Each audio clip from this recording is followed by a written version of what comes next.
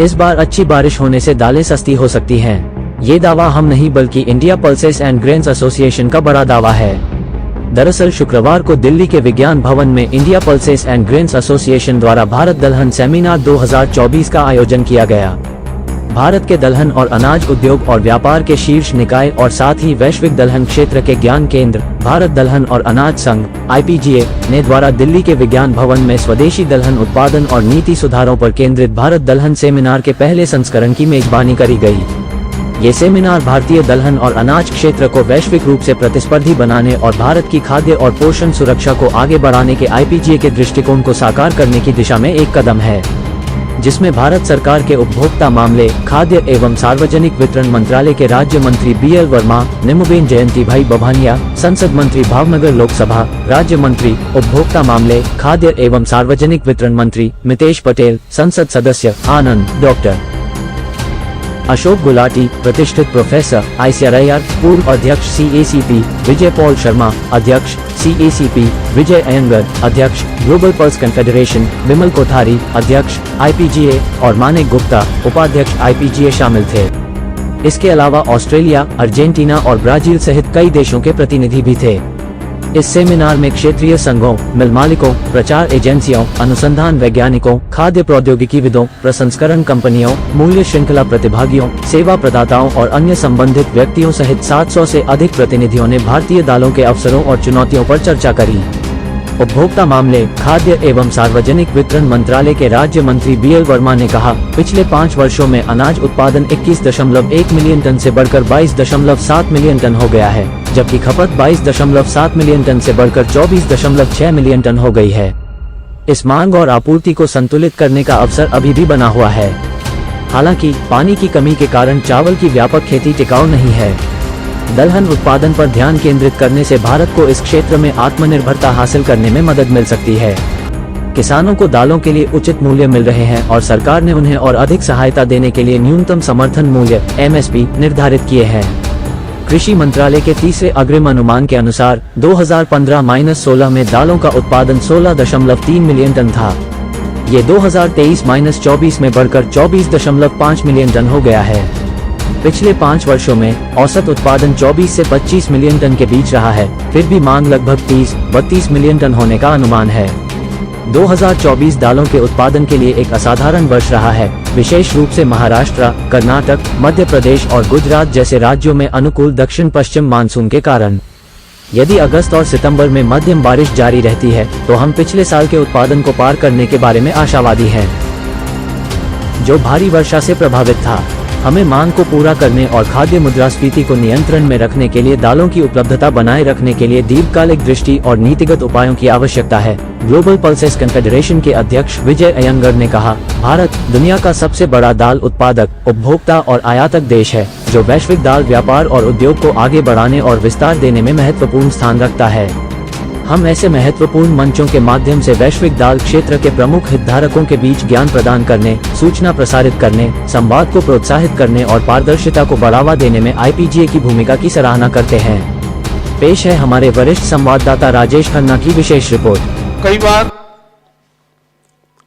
ऐसे फोरम पर जहां लगातार हम किसानों की, दलहन की, MSP की चर्चा करते रहे हैं, उन कार्यक्रमों में भी मुझे सहभागिता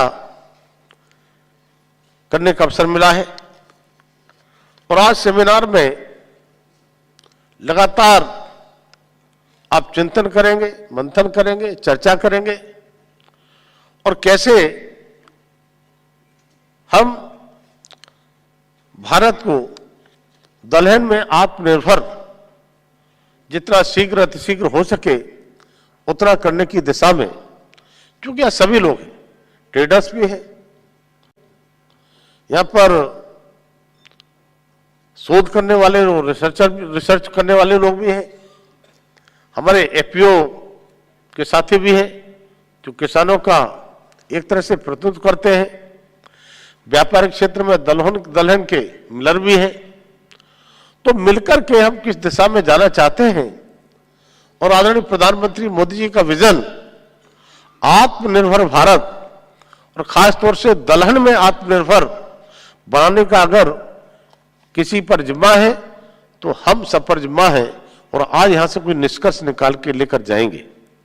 सामान्य साथियों, जहां तक मेरे पास आंकड़े हैं, 5 वर्षों के आंकड़ों पर नजर अगर डालते हैं तो दालों का औसत उत्पादन लगभग 211 से 227 लाख टन रहा है।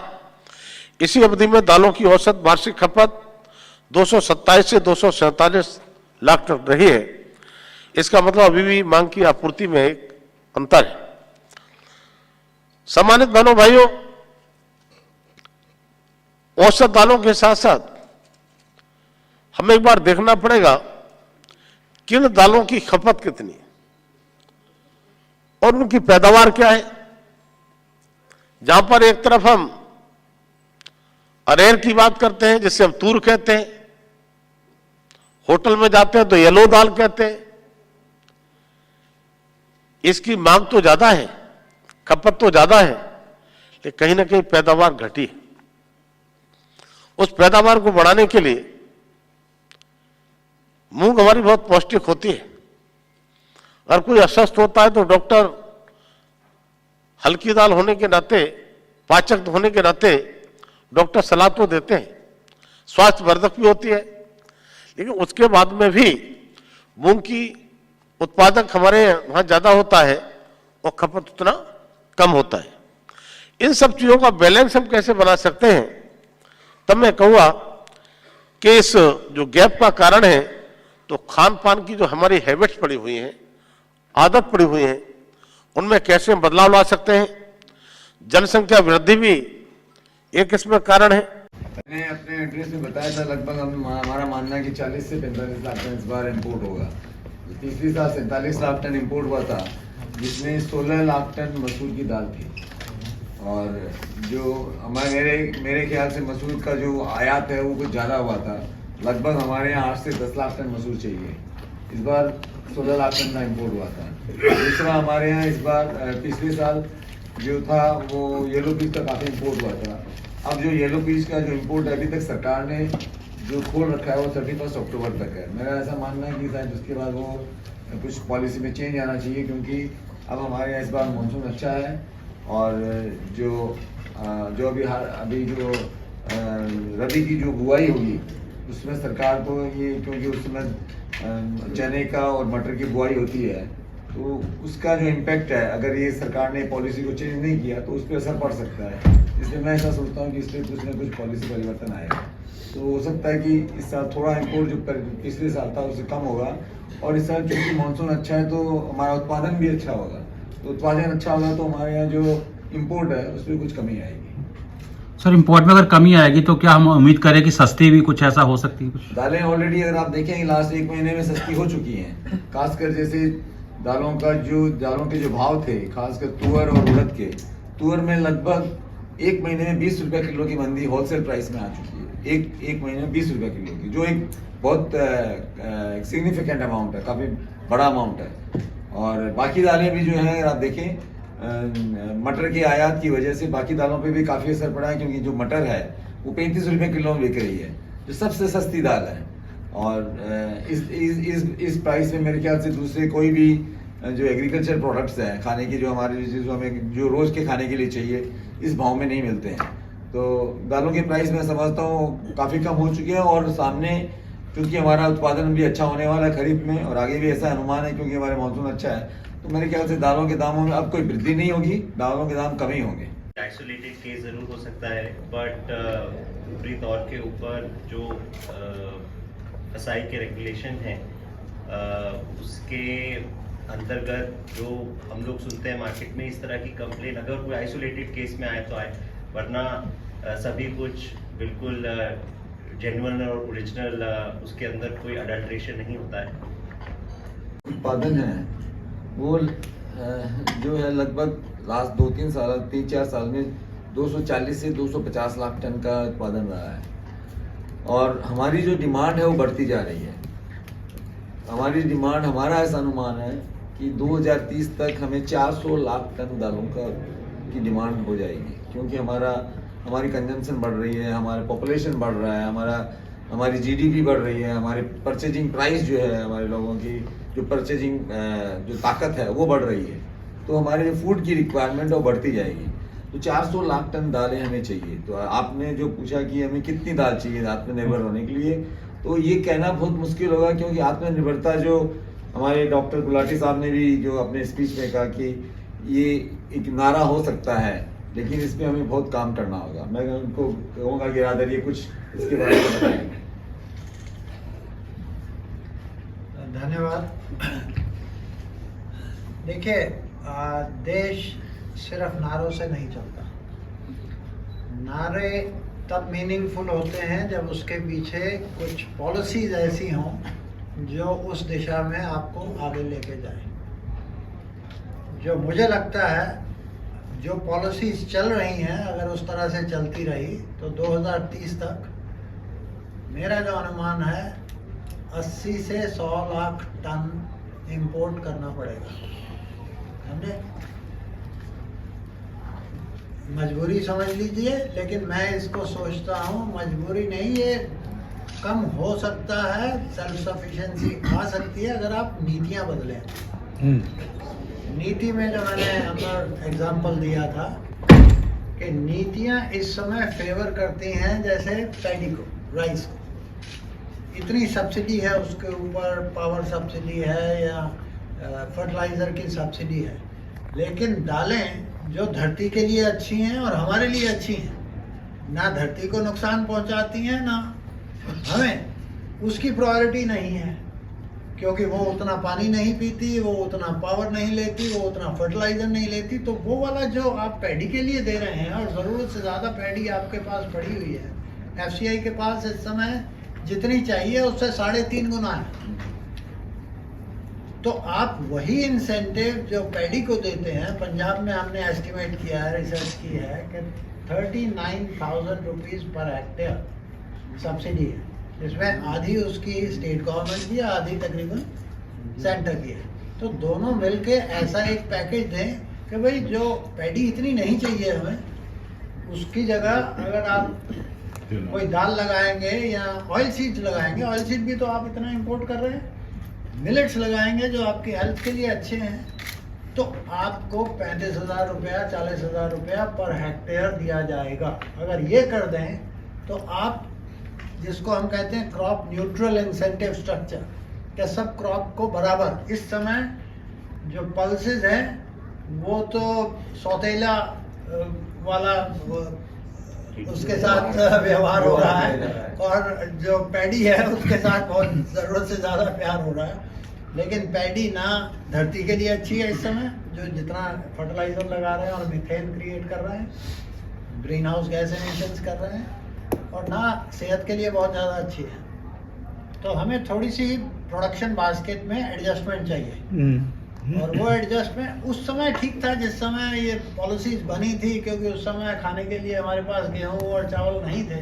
लेकिन आज चावल दुनिया का सबसे बड़ा एक्सपोर्टर हम हैं। 23-24 में हमने दुनिया का जितना एक्सपोर्ट हुआ है चावल, उसका 36% एक्सपोर्ट हिंदुस्तान से हुआ।